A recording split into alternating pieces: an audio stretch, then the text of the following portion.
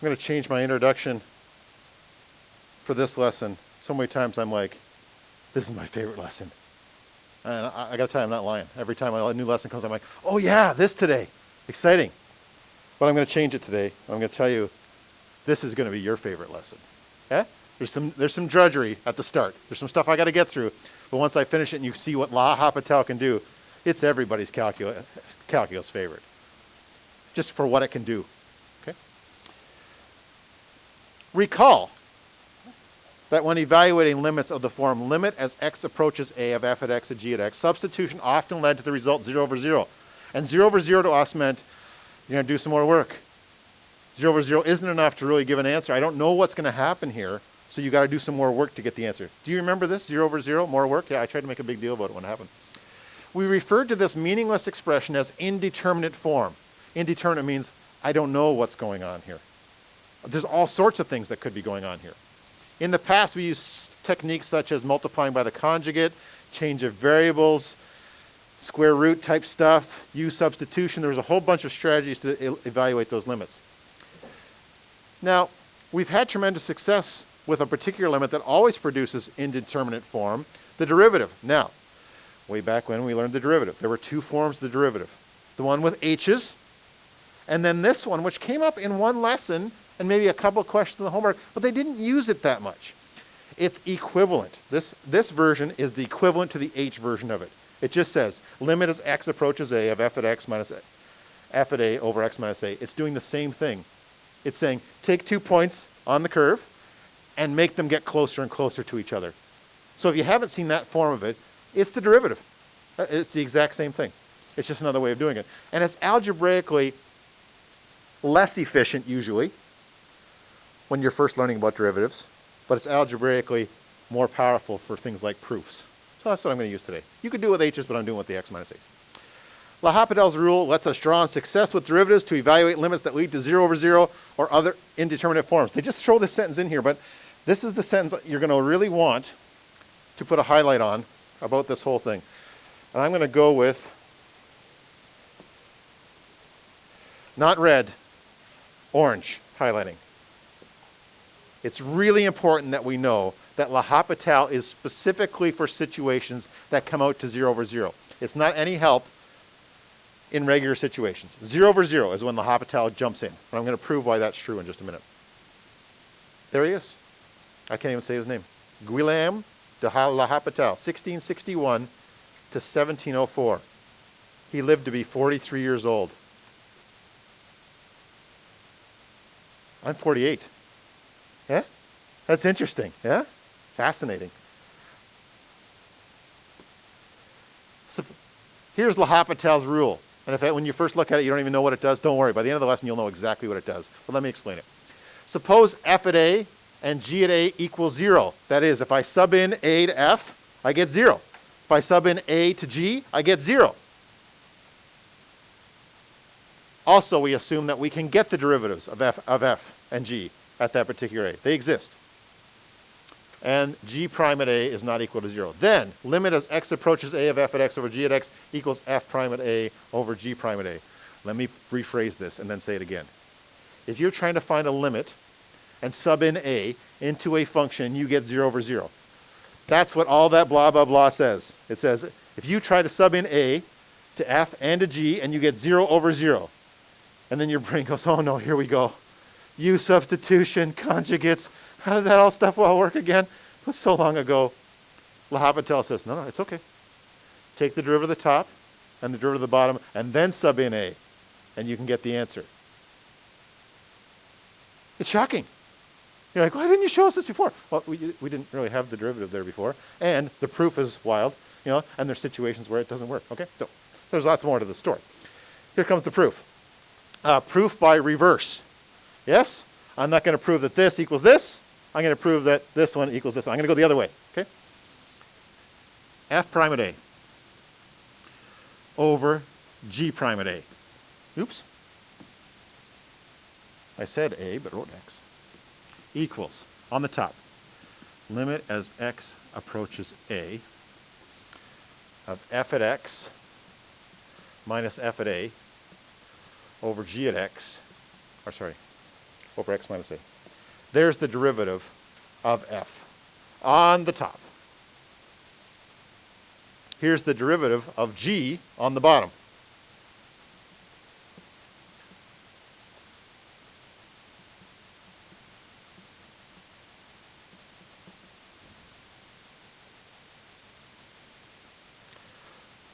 So then what I'm going to do is combine these two limits into f at x minus f at a over x minus a. And then this was divided by a fraction, so I hope it's not too much of a jump that I'm going to multiply by the whoop, inverse.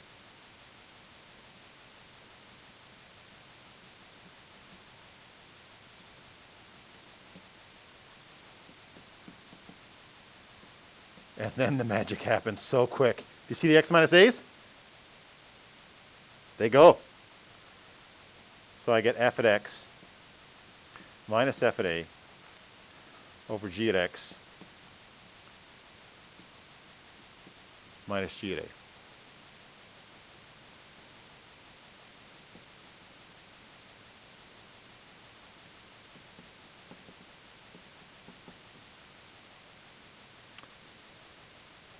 Now, the part of the proof that is so easy it's hard, or so hard that it's actually easy. I don't know which way around to say that. Look at this. We decided that before we even started this process, that f at a and g at a were 0. That's what triggered the process, is that when we subbed in a to f and g, we got 0 over 0. So those two things are 0. Look, there they are. That's 0. That's 0. Such a beautiful proof. If we had more time, I'd actually make it. Okay, it's done. F prime at a over g prime at a is limit as x approaches a of f at x to g at x. Now, we're not going to use it that way. We're going to use it the other way. We're going to take the fact that we're looking for this limit, and we're just going to take the derivative of the top and the bottom if we get 0 over 0. So now you add a new weapon to your list of 0 over 0 situations. Your new weapon is L'Hopital, derivative of the top, derivative of the bottom, and see if that makes things better. And lots of times it does make things a lot better. And I'm going to show you why it makes things better. That proof is not required in this course, but it's nice to see that it's not unbelievable, this proof. It's not shocking, this proof, very much. You need the alternate version of the derivative, which maybe we got too addicted to h's probably. The h's were so nice and so efficient algebraically, but this is another version and it's nice.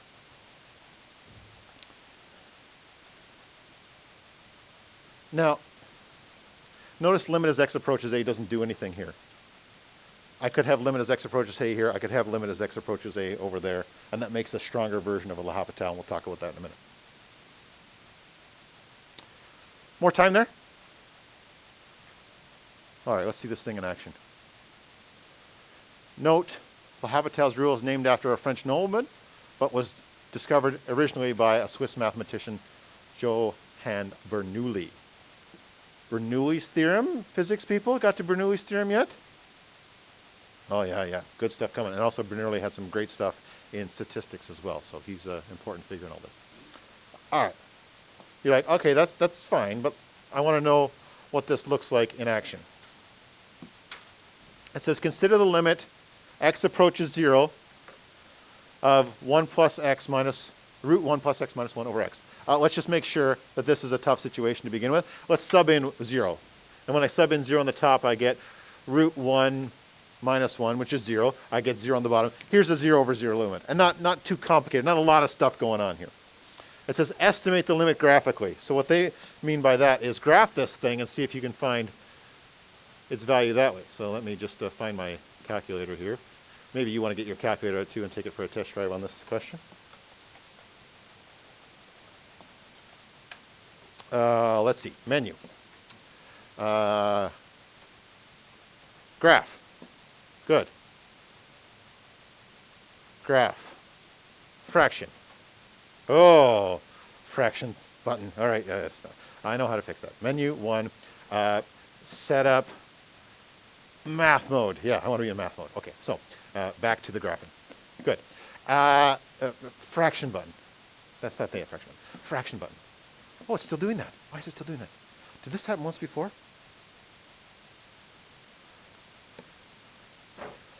Menu. 1.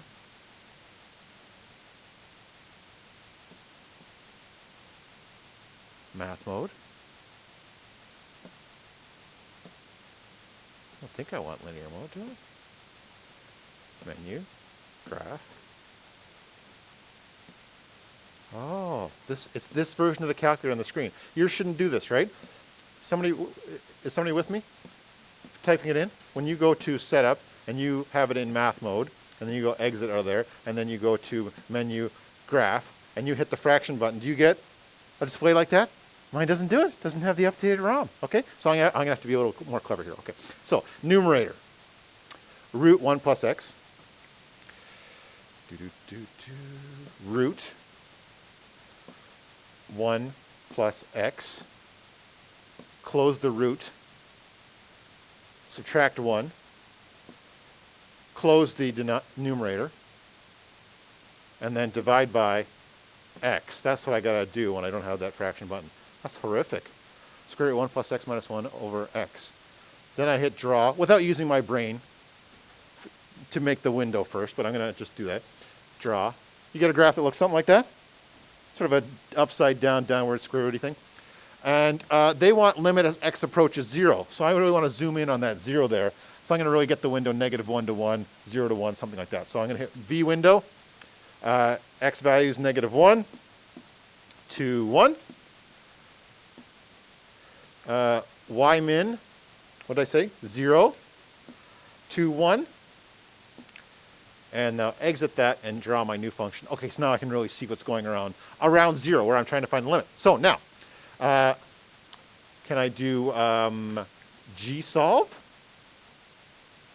Y-intercept? Not found. Ooh? What's going on? Why doesn't this have a y-intercept?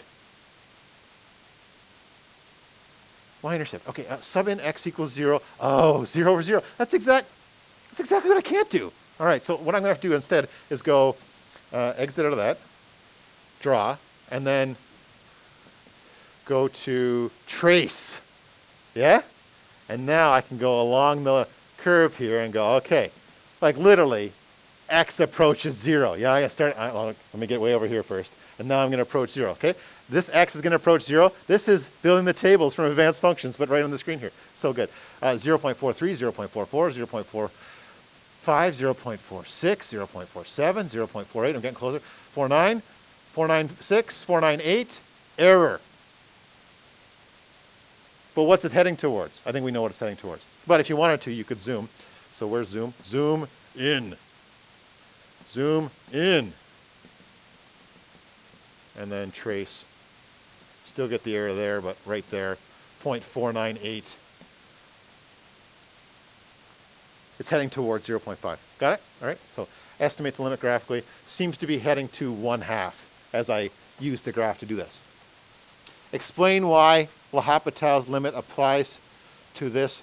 L'Hopital's rule applies to this limit. Because subbing in 0 gives 0 over 0. And then that's going to get the orange highlighter. That's vital in the whole L'Hopital thing. Like L'Hopital's a math weapon that sits on the shelf. In your case of magical math weapons, and when you get 0 over 0, you go and go, oh yeah, no problem. L'Hopital, and you take it out. It says use L'Hopital's rule to evaluate this limit. Okay, so it says limit as x approaches 0 of 1 plus x to the 1/2. If you see what I'm up to here, I've wrote that getting ready for the derivative. And L'Hopital says, if you get 0 over 0, this is the whole lesson in a couple of sentences. If you just arrived. Yeah? The whole lesson in a couple of sentences is, if you get 0 over 0, take the derivative of the top and bottom and try again. So derivative of the top and bottom. So derivative of the top, 1/2, 1 plus x to the negative 1/2 minus 0 over 1. And I'm still going limit as x approaches 0. And then I try it again. I try and sub in that 0. By the way, I haven't actually said that you can keep doing it. I've only proved that you can do the derivative once and try it. And it's actually true. You can take a derivative as many times as you want, but I'll get to that in a second. Anyways, sub in 0, what do I get? I know I'm not getting 0 over 0. I can see, look at the bottom's 1. Life is good. So I sub in 0 into here. 1 plus 0 is 1 to the negative 1/2 is 1. Oh, that's good mathematics. Good mathematics has an element of beauty to it and then some awesome simplicity to it. Yeah? Like, there's a very good chance right now we could jump to a quiz on L'Hopital and you could get 10 out of 10. You know, unlike the arcsine stuff I was doing earlier, it's like, I might have to take another look at that. This is like, oh, so just take the derivative top and bottom, sub it in? Yeah. That's L'Hopital in a nutshell. Any questions about what I did there? I gotta be honest, we don't do a great job of showing what we did in L'Hopital. Yeah? So afterwards, we really should, mention what we just did there for proper form. Because I didn't really show the derivative in all that. We often don't do that we just write L'Hopital at the start. Hey, everybody knows L'Hopital. Yeah? Oh, little, what's that called? What's that accent called? No? I thought we were French people. So he's not anymore, I'm not. I've written all that stuff out. More time there? Do you need more time? Affleck? Afflex? Circumflex?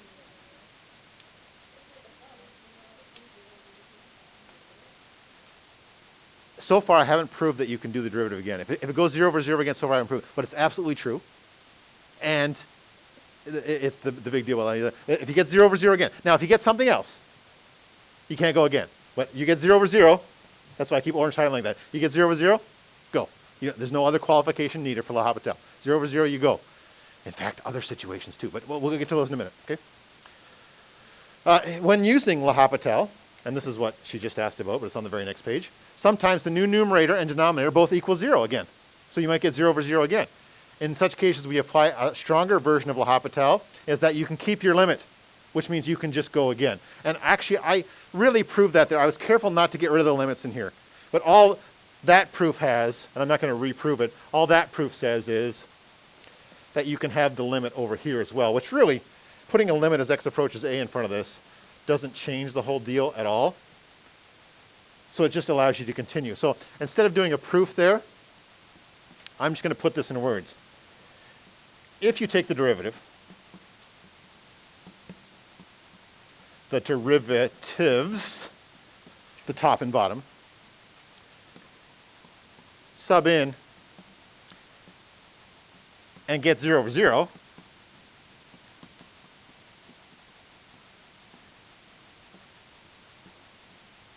you can do it again. And there's some extra power of L'Hopital. L'Hopital says if this fails, and you end up with 0 over 0, then just go again.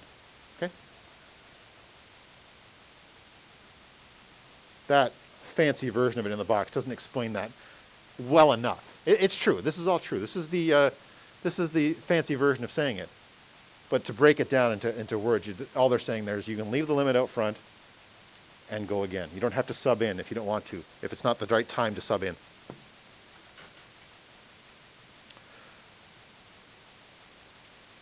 Questions there? Simon.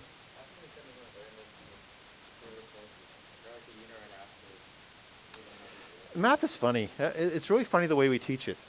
And it's like, so we teach you to do a certain thing and we say, well, why can't we, here's my best example. Let's say you get a job working for a roofing company this summer, which is a great job to get a great tan, by the way. So you go on your roof and they give you a hammer the first day, and you're hammering away, hammer, hammer, hammer, a lot of work, hammer and nails into a roof. And then after about 3 weeks, boss comes and looks at you and goes, that's pretty good. All right, here's the power nailer. And you're like, Are you crazy? Why didn't you give me this the first day? And then you're using the power nailer, and then you go to a spot that's too gentle. It's got some metal on the outside, and you need them, and then the power nailer is just going to ruin this. So you get your hammer out, and you're really good with the hammer because you practice with it. Yeah? That's the way we teach math sometimes. There's skills that along the way they're like, why did you torture us with that? And then later on, you need that skill for other things. Lots of particular cases that we saw in the first part of calculus, L'Hopital would have been convenient. But you wouldn't have learned enough about square roots. You wouldn't have learned enough about U substitution, which came later, right? Then U substitution came later. I did U substitution later the other day, and you guys just went, oh yeah, U substitution. Because you'd done the practice on it way back when you learned 0 over 0 limits before. So there's a bigger picture here, and I promise we thought it out. Yeah, we thought out the plan, as far as what skills do we show you and when. Yeah? She asked the perfect question. The perfect question. This only works for 0 over 0 so far. Okay? So on your list right now, my trigger for L'Hopital is 0 over 0. And in just a minute, I'll prove there are some other situations too. But for now, just 0 over 0. Doesn't work for any random limit that you run into. That came from the proof. The 0 over 0 really mattered in the proof to make this work. That these two things had to be 0. Those canceled out, and that allowed us to prove that if you want to find a limit, you can just do the derivatives and sub in. Later on, I sort of implied, well, you don't have to sub in right away if you don't want to. You can keep doing this. See, this is still x's in there. You don't have to sub the a's in if you don't want to. Why does this work? Well, it works because of local linearity, to be honest. If two functions are linear, we could use the linearization of them to estimate the functions, as we did in the previous chapter. And if you do the linearization of them, the x minus a's cancel out, and you're just left with the slopes of the two linearizations, because you're going to use the same x minus a in both of them. I'm not going to beat this to death, but take a look at that if you're wondering why in the world would the ratio of the derivatives be the ratio of the functions? Because of linearization. Linearization makes it so they both become lines. As you get closer and closer to that number, they both can be considered lines, and then the ratio of the two functions is just the ratio of their slopes because the x minus a is canceled. Okay? So it has a beautiful graphical interpretation as well. But I want to stay on point here. Another homework type example for L'Hopital, another test type example for L'Hopital. Always, always, always, when given a limit, try subbing in first. Subbing is still the first move. And we don't do enough of those. There's one day of calculus homework where you do some subbing. And it's boring, because you're just subbing in. We don't do enough of it to make you realize that subbing is the first move here. So as I sub this in, I get square root of 1 minus 1 over minus 0 over 2 all over 0. 1 minus 1 is 1 minus 0. Okay, so that's 0 over 0. And as before, as in previous chapters, 0 over 0 means more work. You've got to do some more investigation here. You're not done. Unlike when you get like 5 over 0. 5 over 0 is the end. You've done all you can do, and now it's time to interpret the answer. But 0 over 0 means do some more work. Therefore, limit as x approaches 0. And I rewrite the original limit out.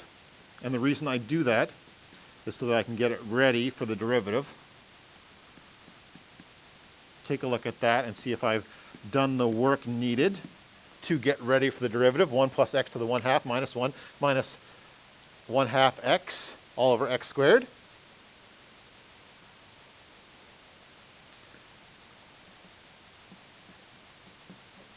L'Hopital version 1 says if you get 0 over 0, if and only if you get 0 over 0, with more information coming. If you get 0 over 0, go ahead and take the derivative in the top and the bottom and try it again. So derivative of the top, 1/2, 1 plus x to the negative 1/2, minus 1 minus 1/2 over 2x. And in brackets for proper form,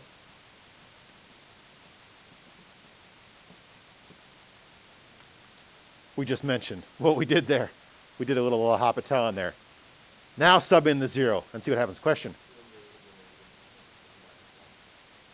Oh, thank you. Yes, yes, yes. 1 half, 1 plus x to the negative 1 half.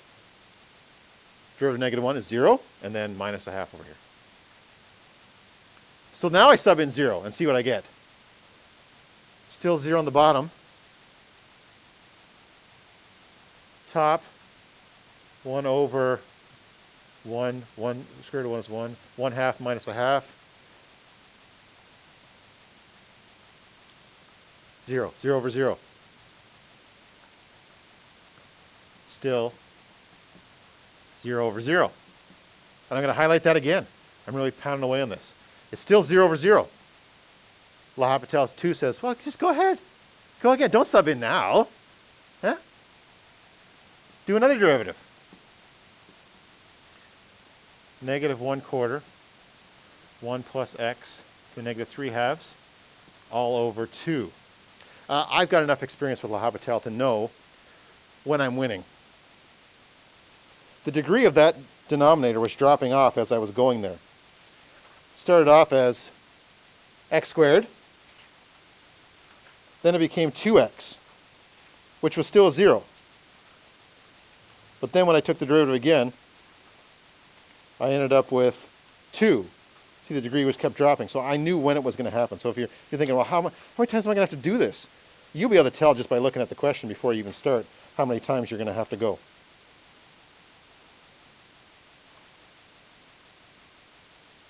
Okay? Now, sub in again. I think I can do it over here now. Equals, sub in 0 to this thing. That's 1 to the negative 3 half. That's 1. I get negative 1/4. All over the 2. Answer negative 1/8.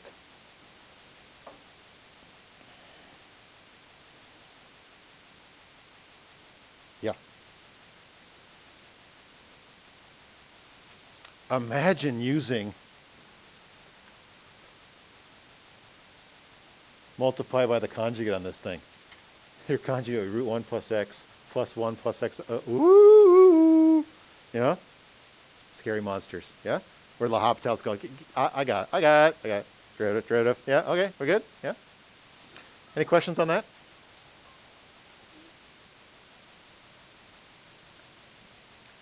More time there?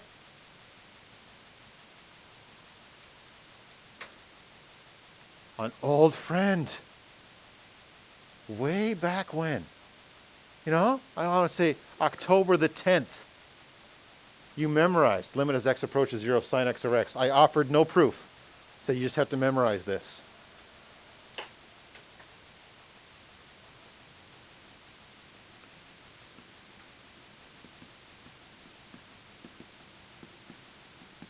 Zero over 0. And no good tricks. None of the other tricks would work, but L'Hopital says, here, give me a shot at this thing. Limit as x approaches 0 sine x over x equals limit as x approaches 0 cos x over 1. Make that little note there that you used L'Hopital. Equals cos 0 equals 1. Great stuff. L'Hopital hits the trifecta of mathematical beauty. Yeah? Because it's also powerful. It handles some old limits that were really a big problem. Actually doing this algebraically and proving sine x over x is 1. There's proofs out there of it, but whoa. But L'Hopital's got, I got it. I got it. Do you remember this one? This limit? No, you don't have to memorize it. Yeah? Comes up. More time? More time?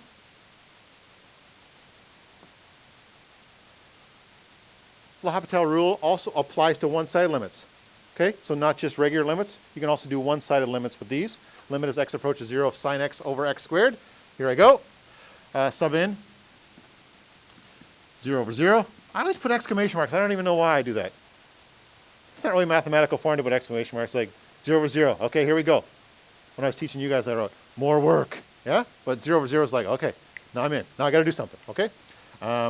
Equals limit as x approaches 0 from the positive side of cos x over 2x. Careful there.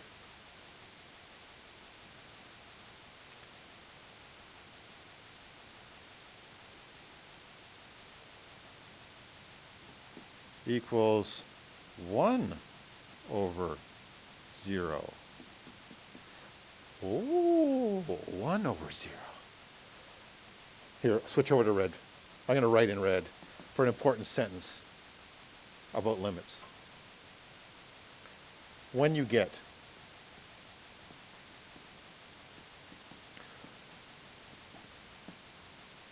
limit, see, we can't do 1 over 0. We can't do 1 over 0. 1 over 0 is not allowed. So when you get 1 over 0 in the limit, it means the numerator approaches 1,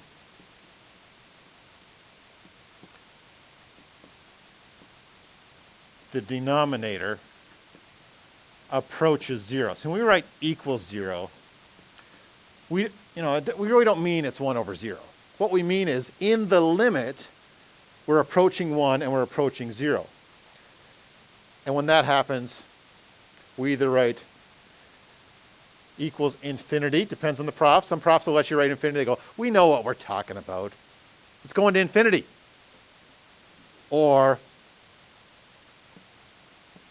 the limit does not exist. Other profs are like, you can't have a limit equal infinity. That's not a thing. A limit is a number. It's heading towards. So here we say the limit does not exist.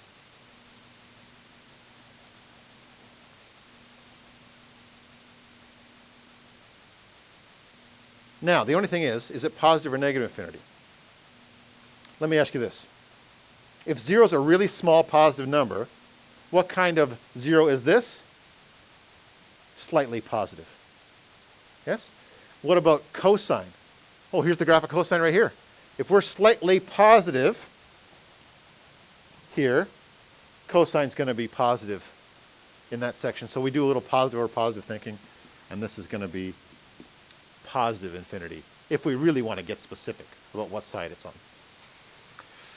on. Over here, this is almost exactly the same, equals limit as x approaches 0 for the negative side of cos x over 2x equals 1 over 0 equals infinity, or does not exist. All that stuff is the same, but one little thing changes. If you sub in a number that's slightly less than 0, you're approaching 0 from the negative side. Cos x is still positive. Yes, that 1 is still, 1 is positive. I don't need to think out whether 1 was positive or not. But the 0 is sort of like a negative 0. It's like negative 0.001, and so I get negative infinity there, if I really wanted to know what side of infinity I was heading towards. Yeah? Questions there? Who has questions?